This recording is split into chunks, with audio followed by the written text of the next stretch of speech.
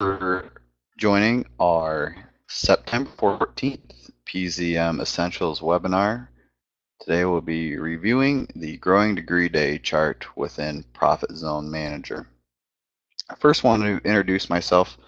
My name is Dan Bahe. I'm one of the Precision Business Planning Specialists here at AgSolver. And today, during this webinar, we are going to be going over our introduction that we're doing now, then navigate to the Growing Degree Day chart, review annual precipitation units throughout the previous years, and then comparing different years' precipitation and heat units at a side-by-side comparison. And then we'll follow up with any questions anyone might have.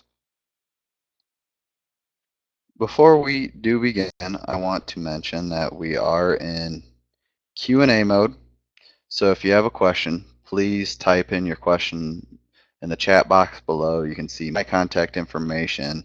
My email is djbot@agsolver.com, or you can email our support team at support@agsolver.com, and then my cell phone is listed beneath there.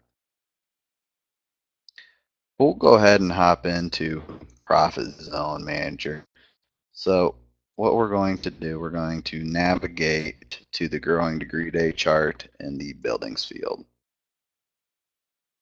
So here is our 2015 profitability map of soybean production with our financial analysis table to the left-hand side, and then we have our field analytics tools to the right here, and all the way to the right we have the little chart with GDD, Growing Degree Day chart.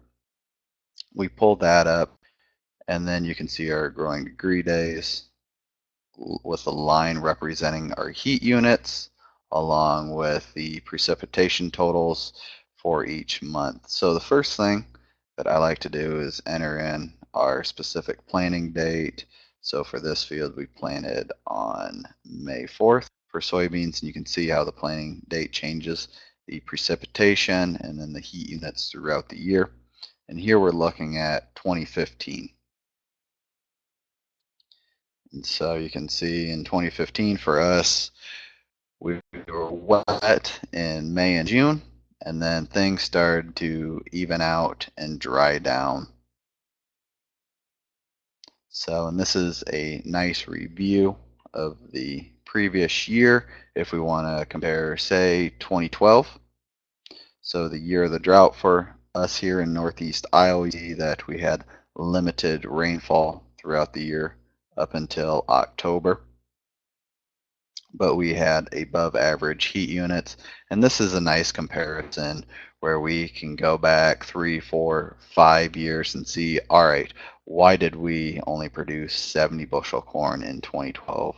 You know, the weather mapping helps tell that backstory.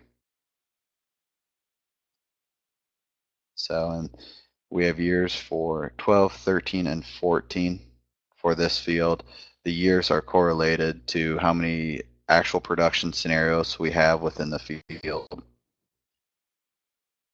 And so if we look at 2014 compared to 2015, you can see that we were extremely wet in June, and then dry in July. August was above average rainfall, and then things started to even out in September and October for harvest.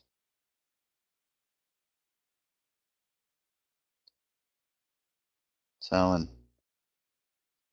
that's really a basic review of the Growing Degree Day chart, and along with precipitation totals. It's an easy to use graph. It's along and within the bank of tools that we have within the field analysis.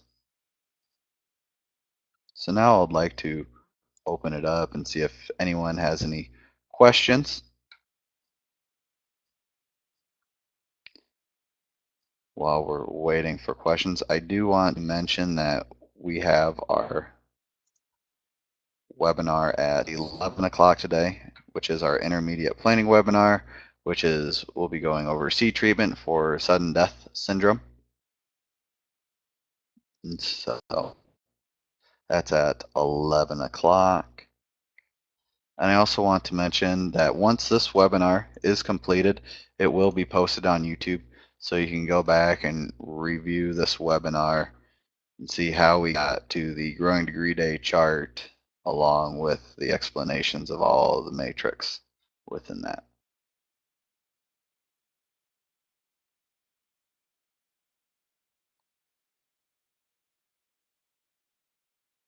So if there is no more questions, I would like to thank everyone for joining our September 14th webinar reviewing the growing degree day chart.